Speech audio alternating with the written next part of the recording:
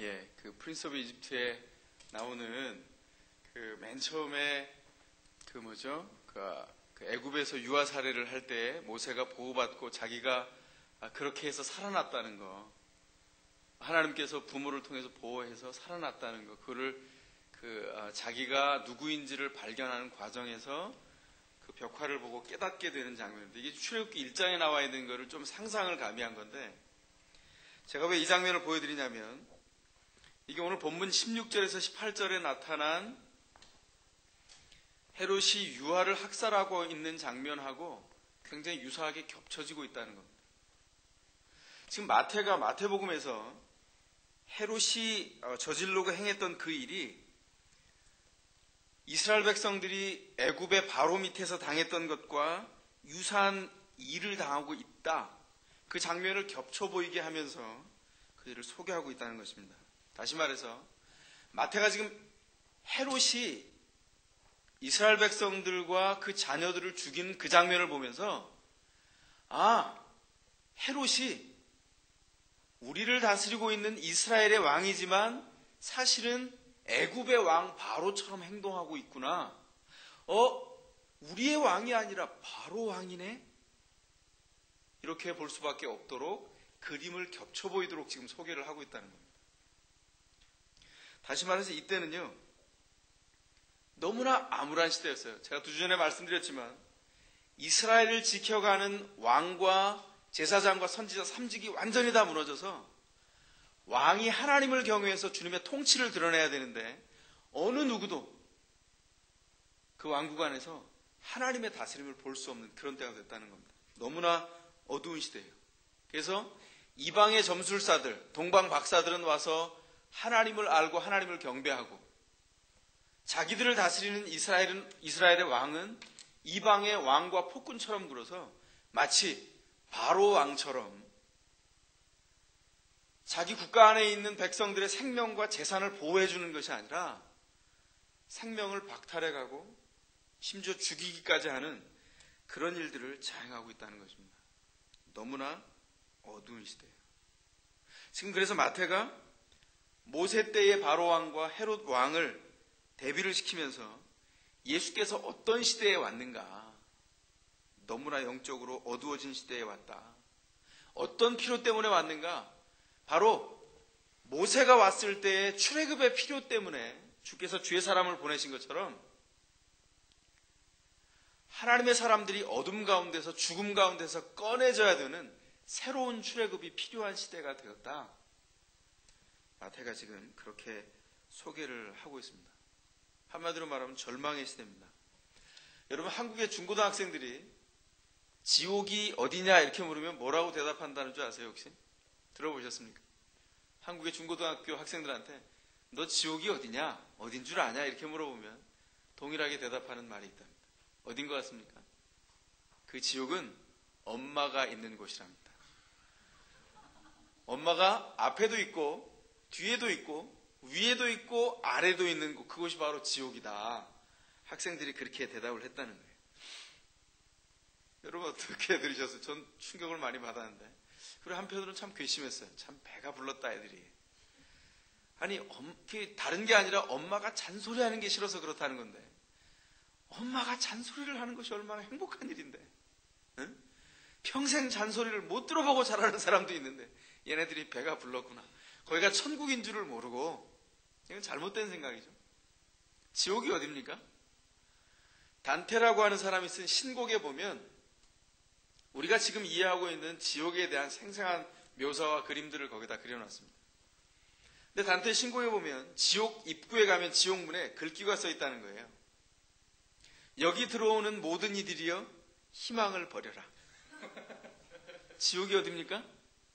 희망이 없는 곳이 지옥입니다. 지옥은 희망이 없는 곳이에요. 그곳이 바로 지옥입니다. 그런 의미에서 애굽의 특징이 뭡니까? 애굽의 특징은 희망이 없다는 거예요. 왜 희망이 없습니까? 생때 같은 내 자식을 죽여요. 내 가족들이 죽어나갑니다. 내 의지와 상관없이 누군가에 의해서 학살을 당해요. 압제를 받습니다. 기근이 있어요. 아주 죽도록 중노동을 하는데 그 중노동을 한 대가를 가지고 가족들이 편안하게 살 수가 없어요.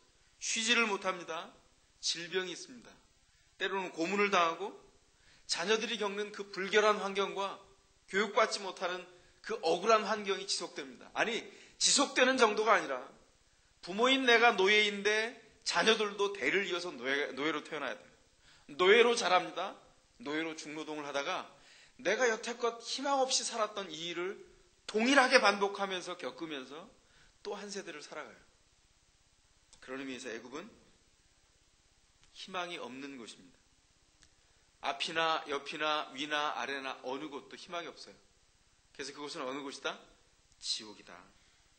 바로 그것이 지옥입니다. 어떤 곳에서도 발견되지 않는 희망. 그래서 애굽의 특징은 지옥입니다. 희망이 없는 곳이고 바로 애굽이 지옥이라는 것입니다. 지금 마태가 오늘 본문을 통해서 헤롯이 유아를 학살하는 그 끔찍한 현장이 실제로 있었는데 그것을 묵상해 보니까 이 일이 하나님께서 압제당하는 백성을 애굽에서 꺼내기 위해서 모세를 보냈던 때와 같이 너무나 처절한 출애굽이 아직 끝나지 않은 애굽에 살고 있는 절망과 어려운 형편이 지금도 반복되고 있다는 것입니다. 역사를 뒤로 돌아 바라봤더니 평가해 봤더니 출애굽이 끝나지 않았다는 것입니다. 왜냐하면 아직 희망이 없기 때문입니다. 백성들은 바로왕의 압제를 당하던 때처럼 지금도 신음을 하고 있고 지옥에 살고 있습니다. 희망이 없어요. 눈을 뜨고 감는데 제일 좋은 때는 잠드는 때고 깨있는 시간 동안 현극입니다. 도대체 어떻게 살아가야 될지 앞길이 막막합니다. 마태가 그때 소개하는 거예요. 바로 그래서 구원자가 필요하다는 것입니다. 누군가가 이 죽음으로 노예로 살 수밖에 없는 이 현장에서 꺼내줘야 된다는 거예요. 마태가 지금 이 지점에서 우리에게 가르치는 것이 있습니다. 백성들이 고통을 당하고 있어요. 그런데 그 고통을 당하는 현장에 우리 주님께서 이미 먼저 가셔서 거기 계셔서 그 고통 가운데 구원 사역을 이미 예비하고 시작하셨다는 것입니다. 이것이 바로 복음입니다. 마태가 그 증거로 15절에 나타난 말씀을 통해서 우리에게 증거하고 있습니다. 15절이 선지자가 말씀하셨던 것을 이루시는 일이다. 그렇게 말씀하고 있어요. 15절에 지금 뭐라고 말씀합니까? 15절 한번 봅시다. 헤롯이 죽기까지 거기 있었으니 이는 주께서 선지자로 말씀하신 바 애굽에서 내 아들을 불렀다 함을 이루려 하심이라 그랬습니다. 선지자의 말씀하신 바를 이루기 위해서 이 일을 한다. 바로 이 말씀은 구약 호세아 선지자가 호세아서 11장 1절에서 말씀하셨던 내용입니다. 이스라엘이 어렸을 때 내가 사랑하여 내 아들을 애굽에서 불렀다. 여기 나와 있는 내 아들이란 표현은 이스라엘 백성 전체를 표현하는 것입니다. 지금 마태가 호세아 11장을 인용하면서 과거에 그 백성을 사랑하셔서 하나님이 그 백성을 그 아들로 불러서 장자로 불러서 큰아들로 불러서 그 고통받는 땅에서 건져주신 것처럼 고통받는 때에 구별하셨다가 애굽에 있는 백성의 신음, 그 백성의 신음을 그 아들과 동일시하게 만들어서 그 아들을 건져내시면서 고난을 체험하게 하고 함께 당하게 하시면서 새로운 출애굽을 이루어낼 것이다. 그 역사적인 사인을 오늘 본문을 통해서 보여주고 있다는 것입니다. 다시 말해서 예수님은 궁극적인 구원의 때에 새로운 출애굽을 이루시는 분이다. 마태는 지금 우리에게 그렇게 소개해주고 있는 것입니다. 예수님은 인생의 광야에서 구원의 가나안으로 이끌어가는 유일한 길입니다. 새로 난 길이에요. 우리가 그 길을 따라서 구원이 무엇인지를 알고 맛보게 되었습니다. 여러분에게 면죄부를 주는 게 아닙니다. 맛보게 되었어도 신자로서 살면서 하나님의 이 각성시키는 은혜 가운데 도전받지 못하고 믿는다 하면서도 기도는 알죠? 어떻게 하는지. 저녁에 잘 때 하루에 딱 한 번 하잖아요. 저녁에 자기 전에. 입신기도 하잖아요. 투신기도인가요? 침대에 탁 투신하면서 주님 제 마음 아시지요? 이러면서 그걸 기도라고 그러고 사는 거예요. 말씀 절대 보지 않습니다. 왼수가 졌어. 이렇게 살면 마음으로 주님을 사랑하는 것이 남아있기는 한데 불신자와 방불하다는 겁니다. 불신자와 다르질 않아요. 그래서 이 땅을 살아가면서 어려움에 부딪히거나 일을 만날 때마다 하나님의 뜻대로 먼저 분별하는 것이 아니라 자기 마음대로 살다가 고통당하면서 신분은 바뀌었는데 불신자와 다름없이 흔들거리다가 주님이 오시는 날을 맞이하게 된다는 거예요. 그럼 어떻게 될까요? 큰일 난 거죠. 여러분, 우리 정신 차려야 됩니다. 주님께서 인생의 광야를 걸어가는 우리에게 소개된 유일하고 새롭게 난 길입니다. 그 길은 오늘도 새로워요. 오늘도 그 길을 따라서 걸어가는 자들에게 생명이 무엇인지를 드러내 보여주고 계십니다.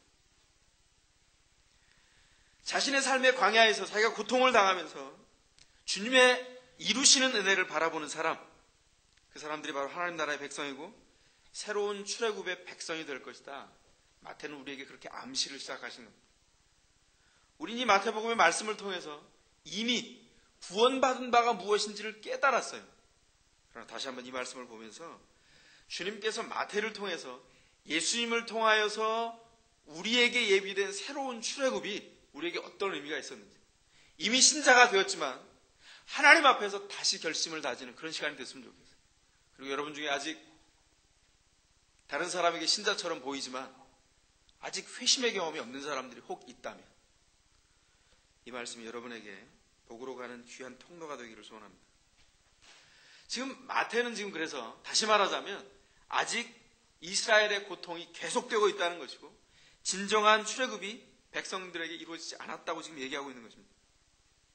그래서 이스라엘 백성의 고통과 당신의 아들 예수 그리스도의 고통을 동일시하셔서 그 백성의 고통을 함께 체휼하고 짊어지고 애굽에 들어갔다가 다시 나오기까지 그 죽음의 고통을 감당하게 우리 예수님을 허용해 두셨다고 오늘 본문이 그렇게 얘기하고 있는 것입니다.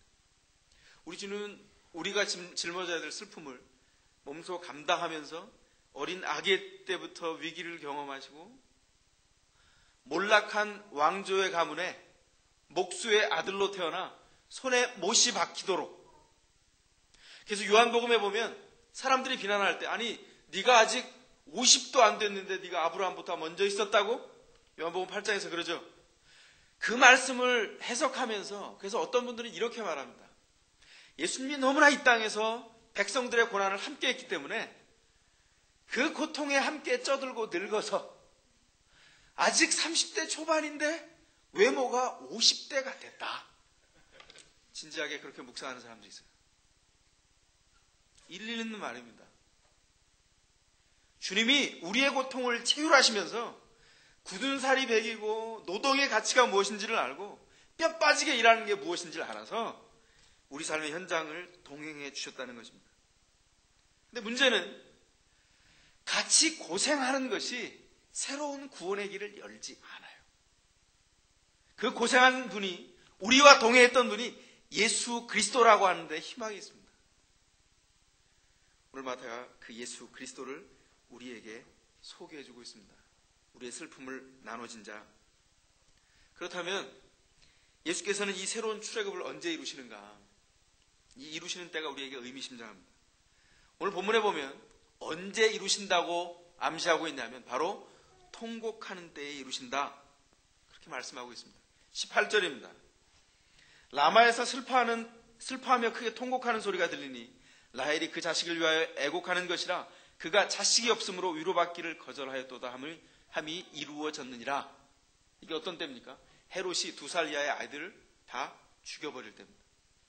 베들레헴뿐만 아니라 그 근방에 있는 아이들까지 싹 죽여버렸어요. 얼마나 많은 아이들이 죽었을 것이며 얼마나 많은 가문의 어머니들이 슬퍼했겠습니까? 생떼 같은 자식이 죽음을 당하고 죽어나가고 있어요. 여기 이 말씀은 예레미야 31장에 나와 있는 말씀인데 마태는 이 말씀을 이용해서 이스라엘 가운데 통곡하는 소리가 들리는 그 일이 주님께서 선지자로 하신 말씀이 이루어진 것이다. 그렇게 말씀하고 있는 것입니다. 통곡합니다. 생떼 같은 자식이 죽어나가고 예기치 못했던 일이 일어나가지고 세상이 주는 압력과 그 압제와 어려움 때문에 그 슬픔이 말로 다 할 수 없어요. 어느 정도입니까, 그 슬픔이? 괜찮아, 좋은 날이 있을 거야. 주변에서 위로하는데 그 위로가 들리질 않아요. 그래서 어떻게 해요? 그 위로를 반납해요. 위로를 거절한다고요. 그렇게 마음이 어려워요. 그때 우리 주님께서 그 통곡하는 때에 이 출애굽을 이루실 것이다, 그렇게 말씀하고 있습니다. 통곡하는 때가 언제죠? 어느 때나 하나님이 없는 때가 통곡하는 때죠. 어느 때나 하나님이 없이 인간들이 자기 죄를 짊어지고 죄를 먹고 마시면서 사는 때가 통곡하는 때예요. 주님께서 그때 이루시겠다고 말씀합니다. 제가 예레미야 31장의 인용이라고 그랬습니다. 구약 예레미야 31장으로 한번 가보겠습니다. 예레미야 31장 15절. 구약 예레미야 31장 15절 말씀입니다. 이사야 다음에 있어요. 이사야는 저 시편 잠언전도 뒤쪽에 있죠, 그죠? 이 성경을 빨리 찾는 사람에게 로또를 주는 뭐 이런 거를 하면은 빨리 찾을 텐데. 자, 예레미야 31장 15절 읽겠습니다. 그 펴놓고 계세요. 우리가 계속 좀 볼 테니까. 31장 15절 시작. 나 여호와가 이같이 말하노라. 라마에서 슬퍼하며 통곡하는 소리가 들리니 라헬이 그 자식을 위하여 애곡하는 것이라. 그가 자식이 없으므로 위로받기를 거절하는도다. 똑같은 말씀이죠. 예레미야가 왜 이 예언을 하게 되었나, 그리고 예레미야가 역사적으로 예언했던 그 상황은 어떤 상황이었나 살펴볼 필요가 있습니다. 왜 그렇습니까? 이 예언의 말씀과 하나님의 아들 예수 그리스도가 구원자로 우리 가운데 온 일이 함께 연결되고 있기 때문입니다. 예레미야는 선지자로서 굉장히 독특한 시대에 살았습니다. 선지자들로 비교하자면 가장 비극적인 삶을 살았던 선지자가 예레미야였습니다. 왜 그랬습니까? 예레미야가 하나님 주신 말씀을 외치고 사람들에게 말씀을 전하는데 그 말씀은 유다가 망한다는 거예요. 아무도 듣지 않았습니다. 성전에서 말씀을 전할 수 있는 권한이 박탈당했어요. 길거리로 내쫓겼습니다. 사람들은 성전으로 미어터지게 들어가고 거짓 선지자들은 성전에서 전쟁은 없어, 하나님이 우리를 사랑하시지 않니? 걱정하지 마라, 그런 일은 없을 거야. 위로하는 설교를 듣기 위해서 미어터지게 들어가는데, 미어터지게 들어가는 그 사람들 곁에 서서 아니다, 망한다, 회개해라, 이 말씀을 지속적으로 전했어요. 어떤 일이 벌어졌습니까? 들어가던 제사장이 뺨을 때립니다. 사람들이 그를 끌고 나가서 웅덩이에 빠뜨려서 진흙 웅덩이에 빠져서 죽을 지경까지 가요. 그리고 다시 살아나와요. 그런데 예레미야가 진짜 슬펐던 것은 자기를 뺨을 때리고 자기를 죽이려고 의도해서 구덩이에 빠뜨리는 것이 아니라 아무리 말씀을 전해도 사람들이 변화되지 않는다는 것에 있었습니다. 예레미야 선지자의 별명은 눈물의 선지자였어요. 마치 예레미야 선지자의 말씀을 읽다 보면 얼굴이 눈물통이 된 것처럼 끊임없이 짓무르도록 울고 있는 선지자의 모습을 바라보게 됩니다.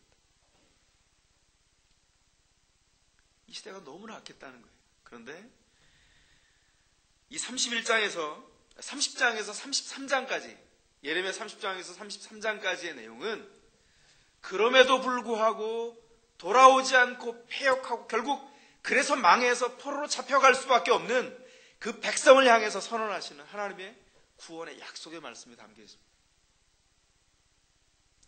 그러니까 예레미야 전체가 굉장히 어둡고 암울한데 이 30장에서 33장까지의 말씀은 위로와 기쁨이 가득 찬 그런 넉장으로 구성되어 있어요.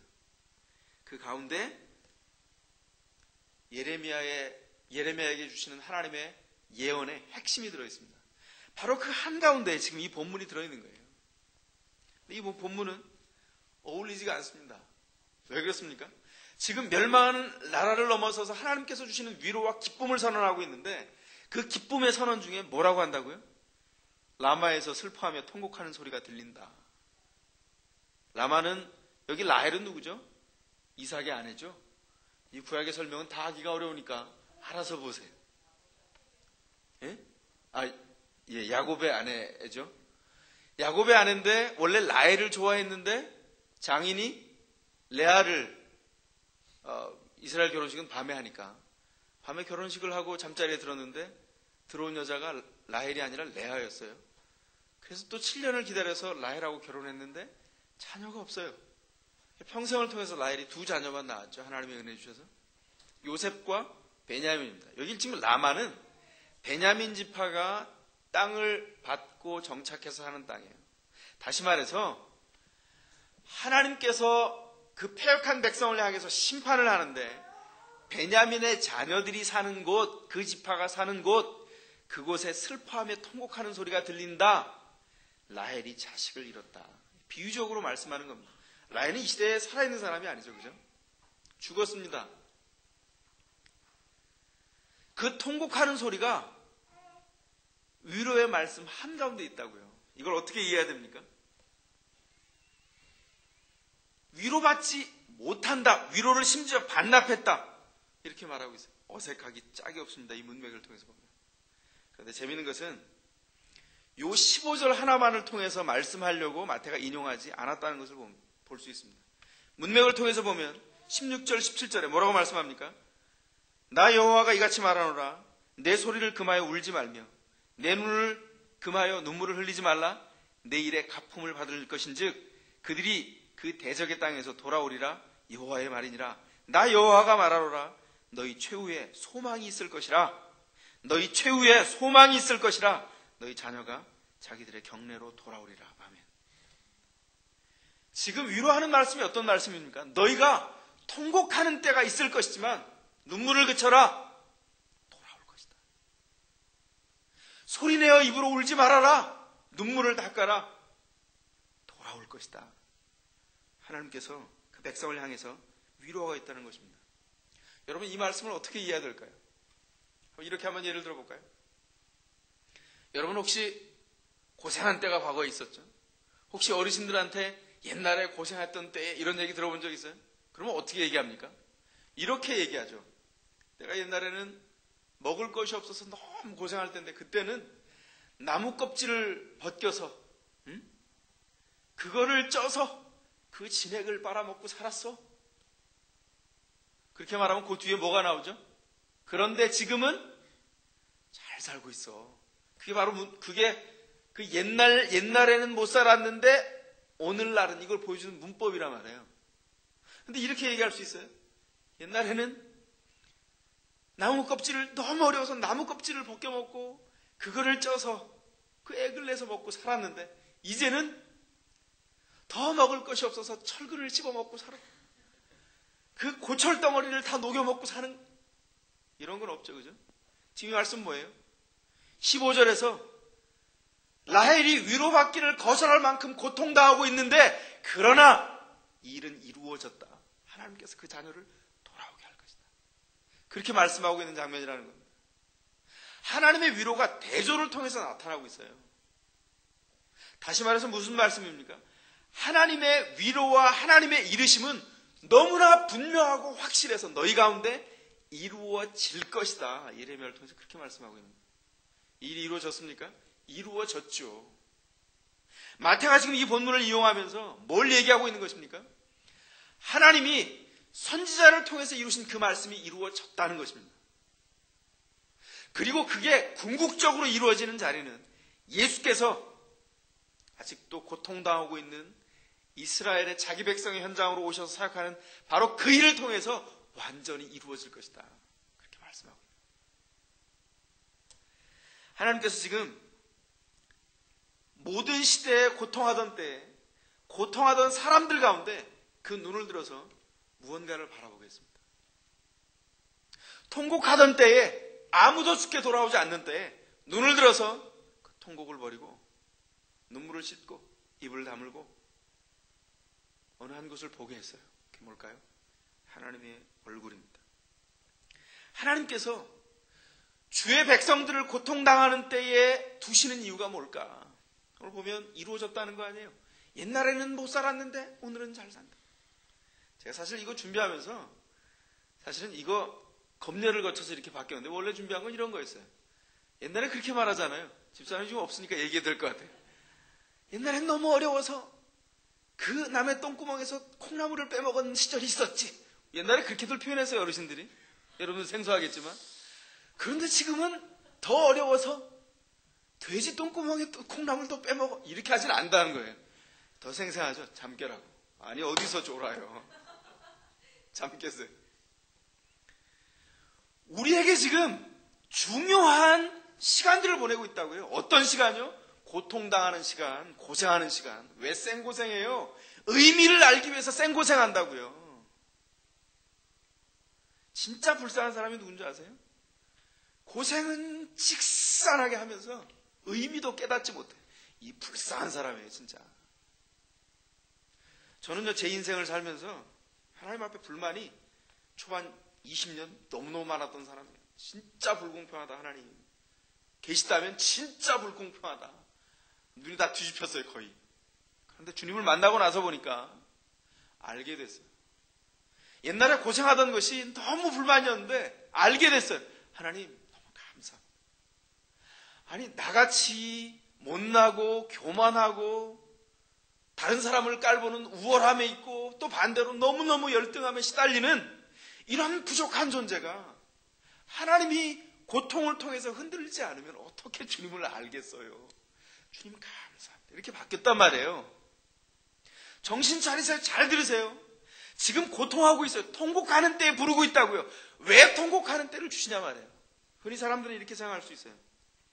아니, 하나님은 왜 이렇게 해? 말씀을 보니까 통곡하고 그 다음에 주님 보내셔서 이루신다는 거 아니야.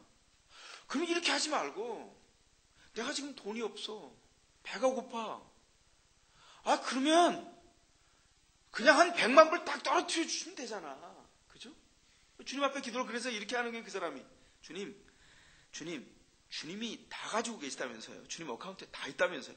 100만 불 딱 땡겨 주시면 제가 이거 굴려서 잘 해드릴게요. 잘 쳐드릴게요. 이렇게 다루는 거 아니에요, 우리가. 근데 거기 빠진 게 하나 있어요. 뭘까요?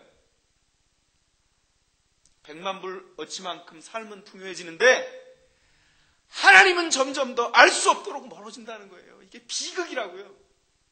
우리가 그렇게 생겨먹지를 않았어요. 어떻게? 고통당하여서 흔들어서 주님 앞에 세우지 않으면 하나님 앞에 나오지를 않아요. 고통당하는 때를 겪지를 않으면 주님 앞에 결코 나오지 않아요. 그 비밀을 보여주는 사람이 있습니다. 누굽니까?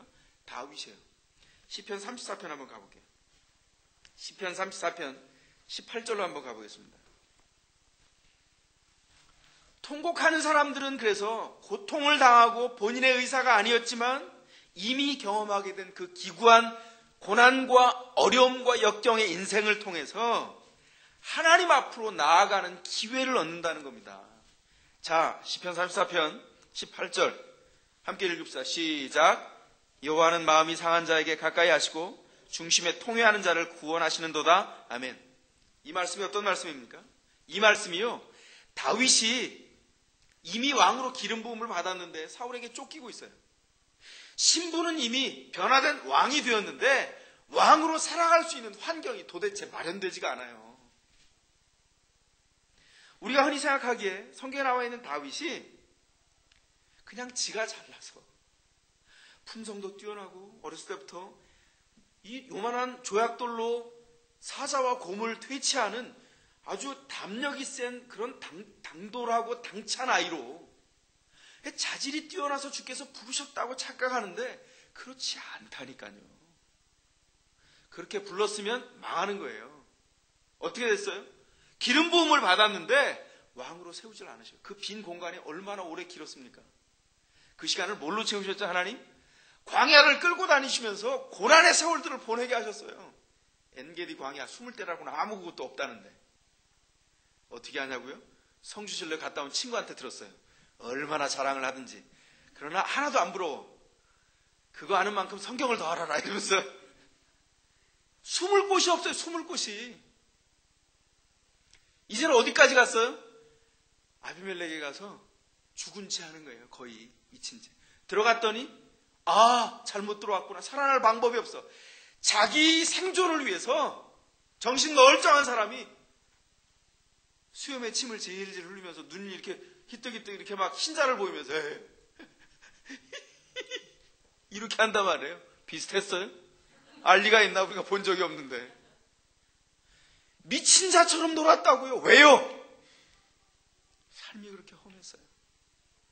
여러분, 우리가 사는 삶이 그렇게 만만합니까?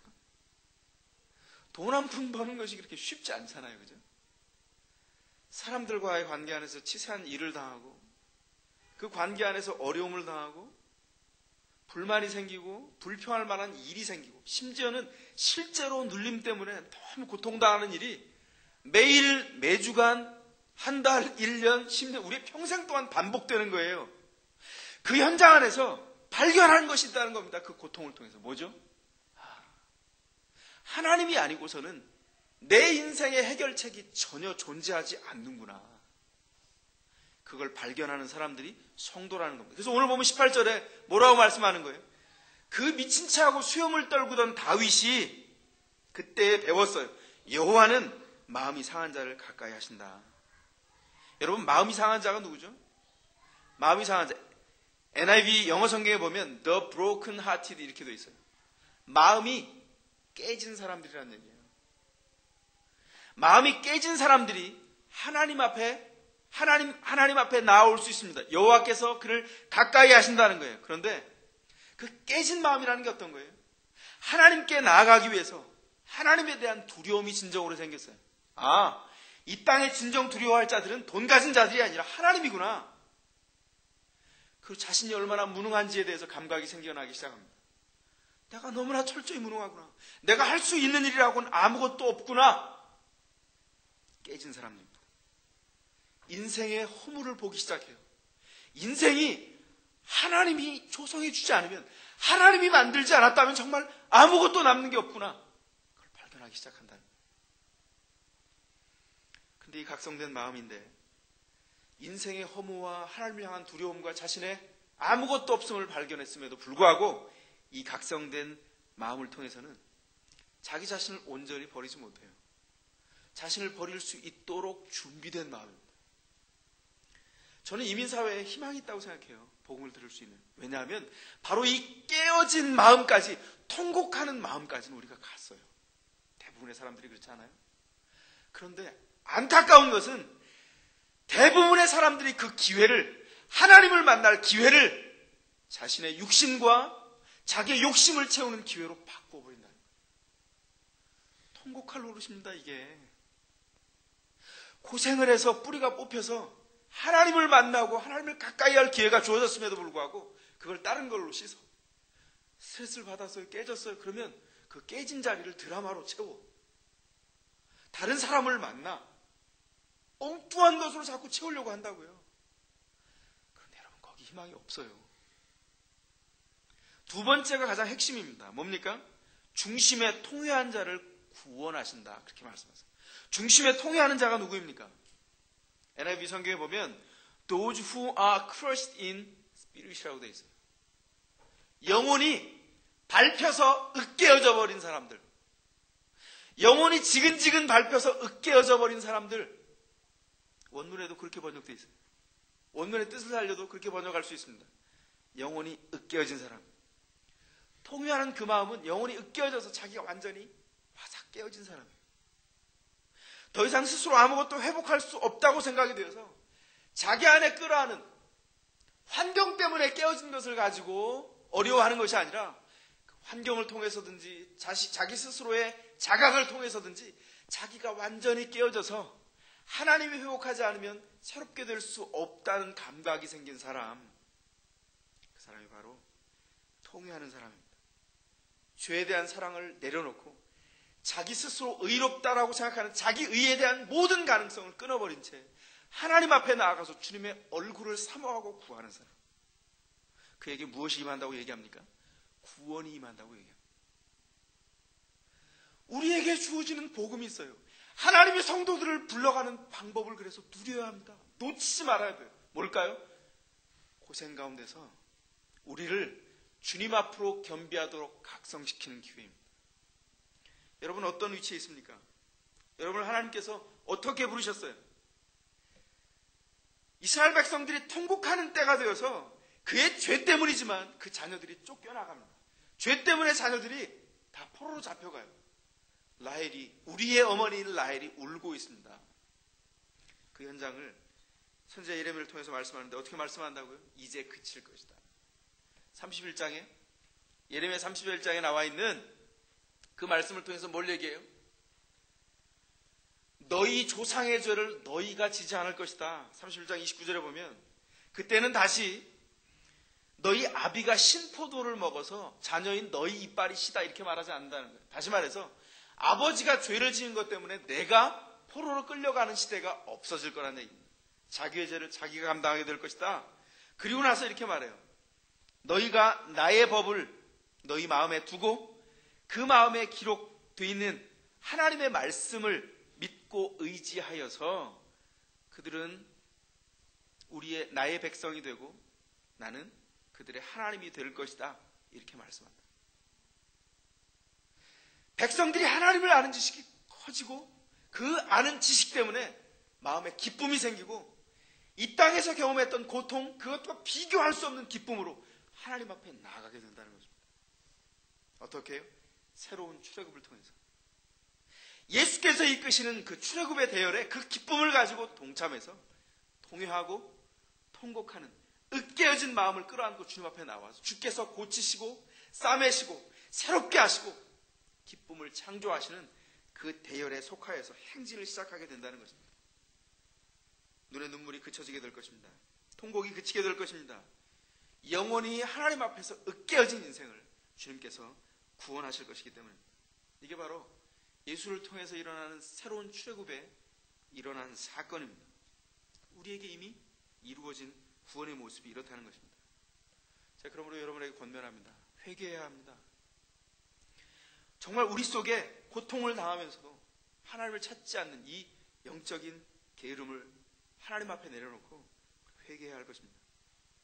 통곡할 때 울지 않고 사는 영적인 무감각에 대해서, 이 영적인 문둥병에 대해서 하나님 앞에 나아가서 직면하고 회복하고 돌아서서 주께서 우리를 부르시는 자리까지 가야 할 것입니다. 도대체 우리의 중심에 통이 없이 얼마나 오랫동안 잘 산다고 믿고 살았습니까? 착각에서 벗어나야 됩니다. 심지어는 감히 예수의 은혜 앞에서 자기를 속이고 심지어는 하나님을 속이는 명분만, 껍데기만 남은 그 믿음을 부여잡고 그게 믿음이라고 생각하고 얼마나 오랫동안 속이면서 살아왔어요. 강팍해져서 딱딱한 마음이 자기를 찔러서 자기의 영혼의 위협이 되기까지 죄의 본성을 끌어안고 사는 일을 언제까지 계속할 겁니까? 이제 그쳐야 할 것입니다.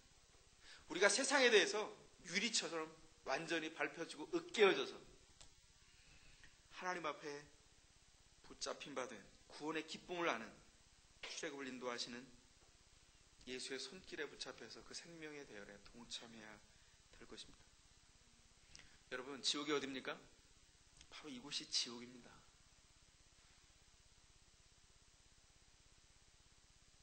희망이 없는 곳이 지옥이에요. 그리스도 외에 소망이 없습니다.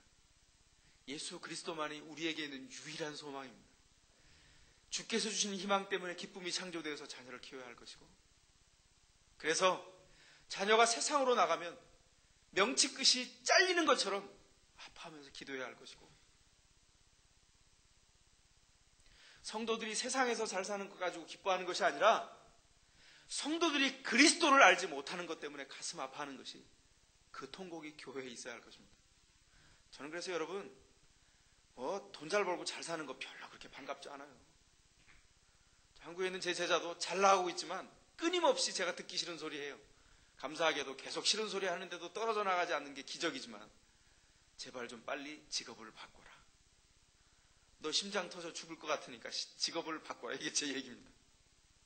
여러분, 이 땅에서 정말 우리가 누려야 될 것이 무엇입니까? 그리스도 안에 있는 소망입니다.